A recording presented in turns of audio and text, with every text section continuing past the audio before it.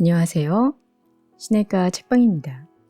저는 책방지기 한 걸음씩입니다. 오늘은 지난 시간에 이어 디트리 본 회퍼의 성도의 공동생활 중에서 3장에서 5장까지 정리해 드리도록 하겠습니다. 3장 홀로 있는 날. 많은 사람이 고독이 무서워서 공동체를 찾습니다. 그들은 더는 홀로 있을 수 없으므로 사람들 속에 있으려는 것입니다. 그리스도인 중에서도 혼자서 자기 문제를 해결할 수 없거나 자기 자신에 대해 좋지 않은 경험을 했던 사람들이 다른 사람들과의 교제를 통해서 도움을 얻기를 바라며 공동체를 찾는 경우가 있습니다. 그러나 대개 실망을 맛보며 그 후에는 자신의 잘못이 마치 공동체의 잘못인 양 비난의 화살을 퍼붓습니다. 그리스도인 공동체는 정신 요양소가 아닙니다. 자기 도피의 길로 공동체를 찾는 사람은 공동체를 잡담이나 하고 기분을 전환하는 곳으로 왜곡시켜버리고 맙니다. 이렇게 잡담하며 기분을 전환하는 것이 외관상 영적인 모습을 띌 수도 있습니다. 그러나 그 사람은 공동체를 찾은 것이 아니라 잠시 고독을 잊게 해주지만 나중에는 더욱 치명적인 고독감을 안겨줄 뿐인 환각 상태를 찾은 것입니다. 이러한 방식으로 자유를 시도한 결과는 말씀과 모든 참된 체험을 해체하고 중국에는 체념하며 영적인 죽음에 이르게 되는 것입니다. 홀로 있을 수 없는 사람은 공동체를 주의해야 합니다. 이런 사람은 자기 자신과 공동체에 해를 끼칠 뿐입니다. 하나님이 여러분을 부르실 때에 여러분은 홀로 그분 앞에 서야 하며 홀로 그 부르심에 순종해야 합니다. 여러분은 홀로 여러분의 십자가를 져야 하며 홀로 영적인 싸움을 싸우고 기도해야 합니다. 그리고 여러분은 홀로 죽음을 맞이하게 될 것이며 홀로 하나님 앞에서 여러분의 인생을 결산해야 할 것입니다. 여러분은 여러분 자신을 회피할 수 없습니다. 왜냐하면 하나님께서 친히 여러분을 구별하셨기 때문입니다. 그러므로 여러분이 홀로 있기를 원치 않는다면 여러분은 여러분을 향한 그리스도의 부르심을 거절하는 것입니다. 따라서 부르심을 받은 공동체에 참여할 수 없습니다. 성도의 교제 속에 있지 않은 사람은 홀로 있는 것을 경계해야 합니다. 여러분은 교회 안에서 부르심을 받았습니다. 그 부르심은 여러분에게만 해당하는 것이 아니며 여러분은 부르심 받은 사람의 교회 안에서 여러분의 십자가를 지고 영적인 싸움을 싸우며 기도하는 것입니다. 여러분은 홀로 있는 것이 아니며 심지어 죽음의 순간에도 그리고 심판의 날에도 여러분은 오직 예수 그리스도의 우주적인 교회의 한 지체로서 존재하는 것입니다. 우리는 성도의 교제 안에 거할 때만 홀로 있을 수 있으며 홀로 있을 수 있는 사람만이 성도의 교제를 이루며 살아갈 수 있습니다. 이들은 결코 분리될 수 없습니다. 오직 성도의 교제 안에서 우리는 진정으로 홀로 있는 법을 배우며 홀로 있음을 통해서만 우리는 진정으로 성도의 교제 속에 거하는 법을 배울 수 있습니다. 어느 하나가 다른 하나에 선항하는 것이 아니라 양자는 예수 그리스도의 부르심과 함께 동시에 시작됩니다. 홀로 있을 수 없는 사람은 성도의 교제를 경계해야 하며 성도의 교제 안에 있지 않은 사람은 홀로 있음을 경계해야 합니다. 그리스도인 가정 공동체에 함께하는 날에는 각 개인의 홀로 있는 날이 동반되어야 합니다. 반드시 그렇게 되어야 합니다. 홀로 있는 날 없이 함께하는 날만을 가지는 것은 공동체와 각 개인에게 아무 유익이 없습니다. 우리는 말씀을 듣기 전에 침묵하는데 그 이유는 우리 생각이 이미 말씀을 향하고 있기 때문입니다.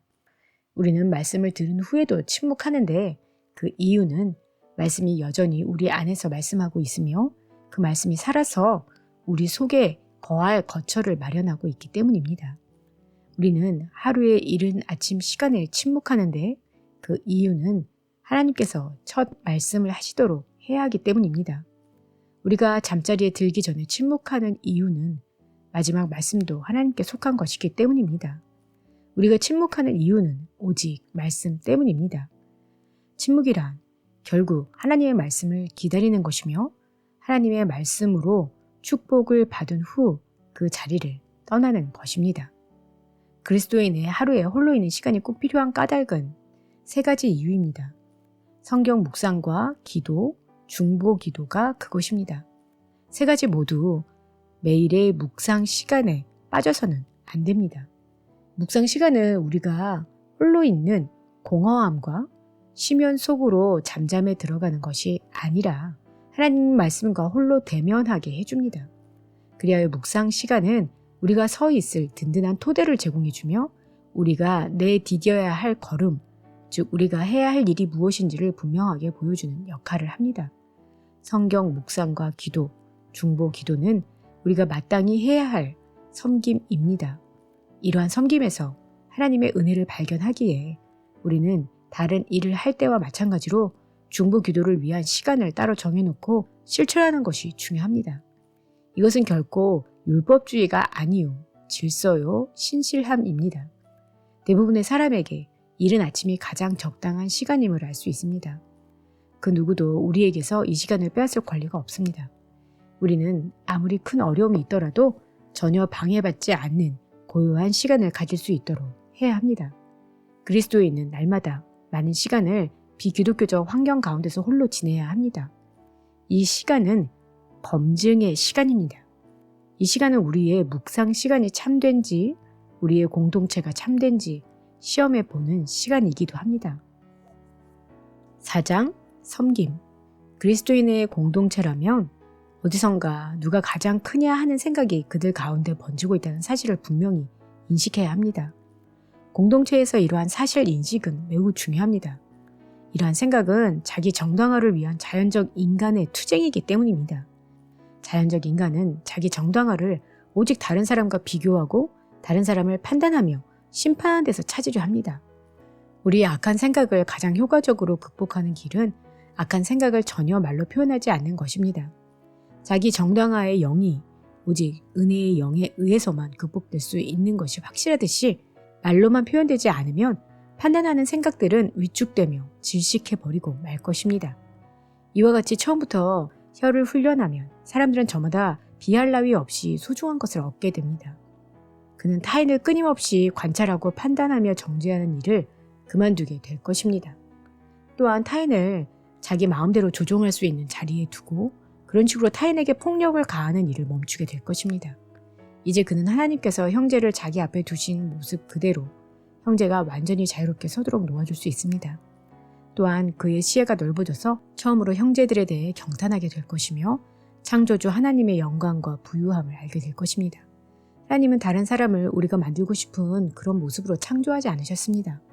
하나님께서 우리에게 형제를 주신 것은 그를 지배하도록 하기 위함이 아니라 형제 너머에 계신 창조주를 발견하도록 하기 위해서입니다. 이렇게 되면 이전에는 나를 성가시게 하고 괴롭게만 하던 사람이 이제는 그의 피조물 된 자유 속에서 기쁨의 이유로 변할 것입니다. 하나님께서는 내가 좋아 보이는 모습으로, 즉 나 자신의 형상대로 다른 사람을 뜯어 고치는 것을 원치 않으십니다. 공동체 안에는 강함이나 약함, 영리함이나 어리석음, 유능함과 무능함, 경건함과 경건치 않음 등이 있을 수 있습니다. 그러나 이제 공동체 안에 있는 전혀 다른 개인의 모습은 더는 왈가왈부할 일도, 판단하고 정죄하며 자기를 정당화할 근거도 되지 못하며 오히려 이 모든 것이 서로 기뻐하며 서로 섬겨야 할 이유가 될 뿐입니다. 그러면 공동체의 각 지체에게 그가 있어야 할 자리가 주어집니다. 그 자리는 가장 성공적으로 자기 자신을 주장할 수 있는 위치가 아니라 가장 잘 섬길 수 있는 바로 그 자리입니다. 모든 그리스도인 공동체는 약자만 강자를 필요로 하는 것이 아니라 강자도 약자 없이는 존재할 수 없음을 알아야 합니다. 약자를 공동체에서 배제하는 것은 곧 공동체의 죽음을 의미합니다. 그리스도인 공동체를 다스리는 원리는 자기 정당화에서 나오는 폭력 행사가 아니라 은혜로 말미암은 칭의에 기초한 섬김입니다. 자신의 삶 속에서 단 한 번이라도 하나님의 긍휼을 체험한 사람이라면 그 후로는 오직 섬기려고만 할 것입니다. 섬김을 배우려는 사람은 가장 먼저 자기 자신을 낮게 평가하는 법부터 배워야 합니다.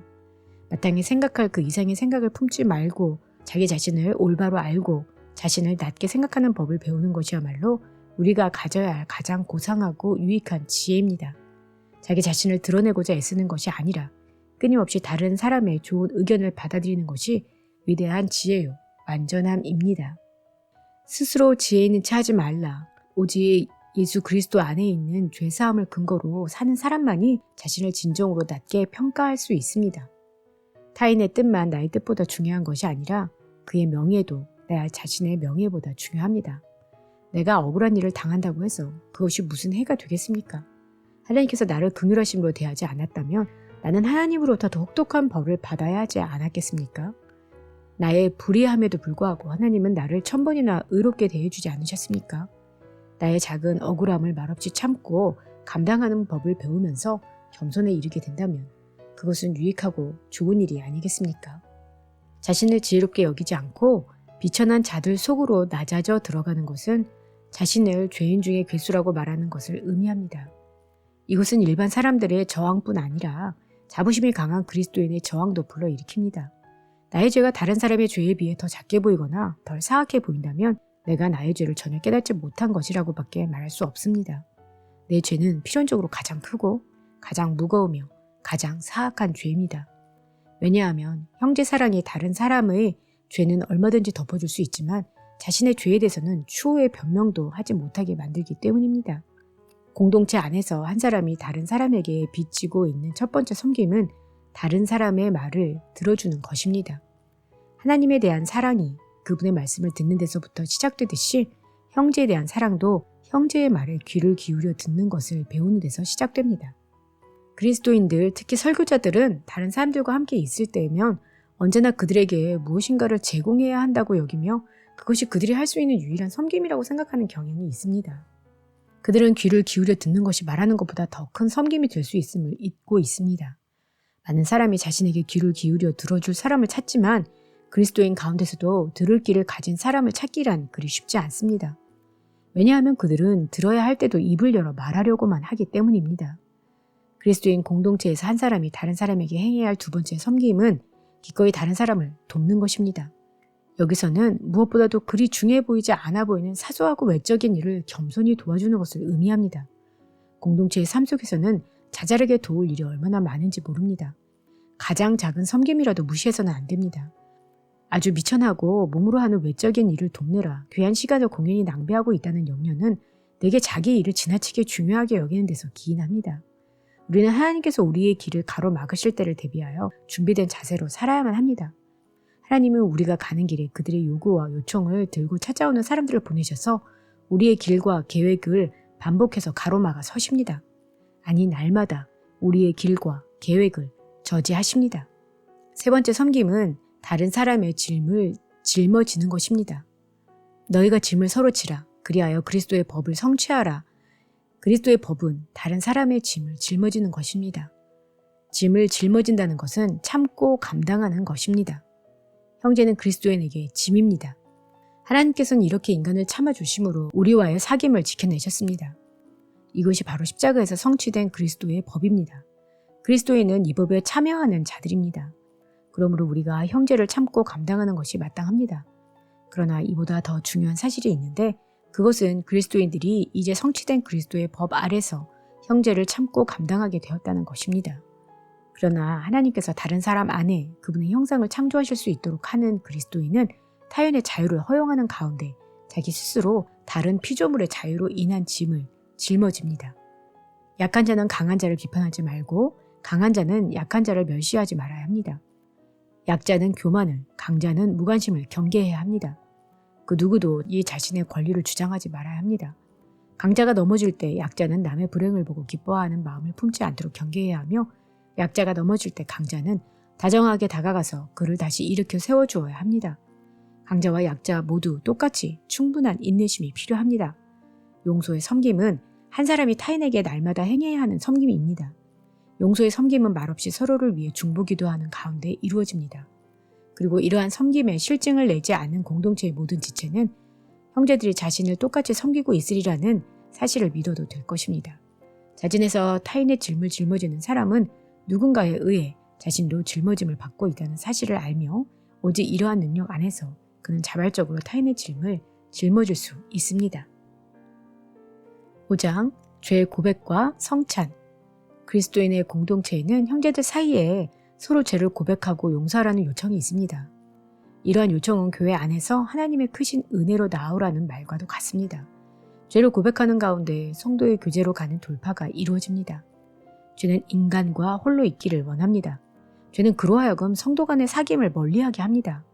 여기서 말하는 죄 고백이란 오직 두 명의 그리스도인 사이에서 이루어지는 죄 고백을 말합니다. 전체 교회와 사귐을 다시 회복하기 위해서 전 교회 성도 앞에서 죄를 고백할 필요는 없습니다.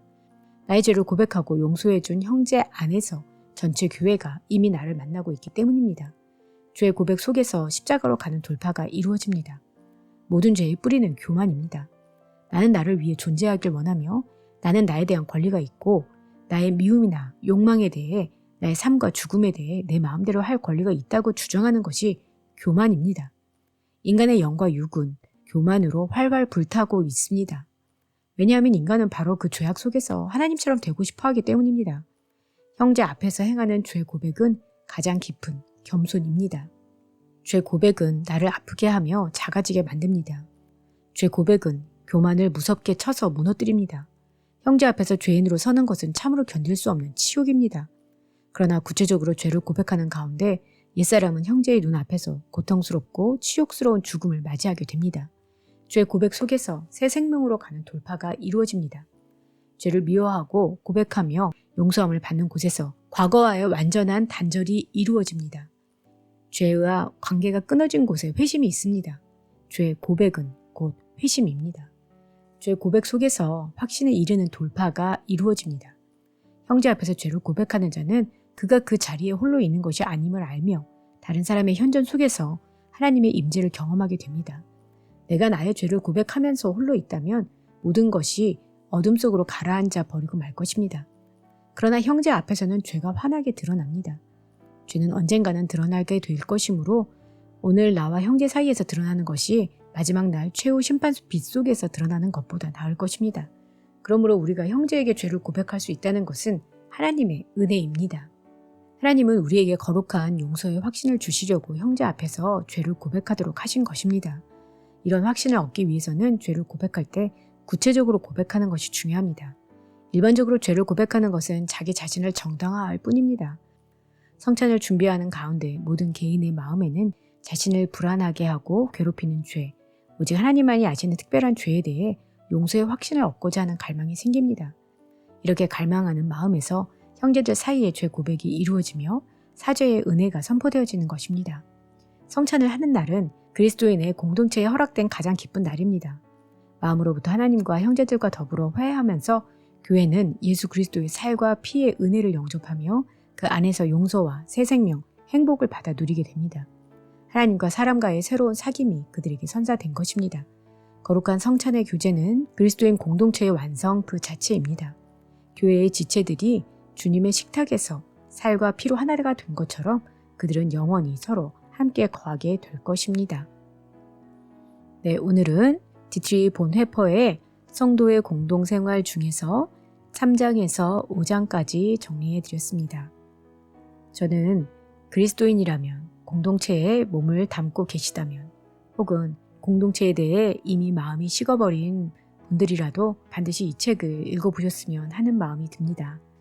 공동체가 무엇인지 단지 사람과의 모임이 아니라 그리스도를 빼놓고서는 이야기할 수 없는 것이 공동체이며 또한 공동체가 완전하지 않다라는 것을 알고 깨달아서 그것을 마음에 새기고 완전하지 않는 공동체 속에서 우리의 사명과 해야 할 일을 올바로 찾으며 불완전한 인간들 가운데에서 서로 사랑하며 서로 고백하며 살아가는 것을 실천해야 하는 곳임을 다시 한번 배우게 되었습니다. 여러분에게도 의미 있는 시간이 되었기를 바랍니다. 그럼 다음 시간에 새 책으로 돌아올게요. 안녕히 계세요.